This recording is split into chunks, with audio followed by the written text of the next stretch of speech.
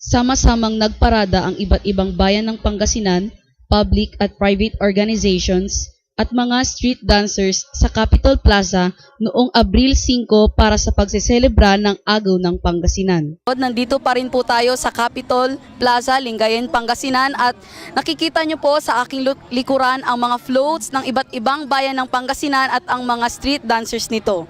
Isa-isang ipinasikat ng mga bayan ang kanilang floats. Hindi lamang ito simpleng tagisan at pagandahan, ngunit ito rin ay isang paraan ng pagpapahayag ng kanilang kultura, kaugalian at mga produkto. Nagwagi na naman ang Binmaley sa float parade competition sa pangalawang pagkakataon. Sila ay nagkamit ng tropeyo at tumataginting na 100,000 piso. Well, congratulations in the first place sa amin lahat na nagbigay ng effort, kanilang mga talents para mapauto at makamit namin itong champion ng float competition sa Agaw na Pangasinan.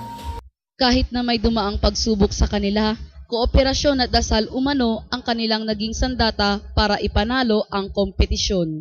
Of course, very elated and very happy for our town and the townspeople of Binmaley. Masayang-masayang umuwi ang Binmaley sa kanilang pagkapanalo. Nagwagi din ang mga bayan ng Burgos, Santo Tomas, Mabini at Urdaneta. Nagpamalas din ng galing ang mga street dancing groups ng iba't ibang bayan ng Pangasinan. Papawi po ang aming hirap dahil nakikita namin ang mga kababayan ng Pangasinan na nandyan po at nakasmile lagi sa amin.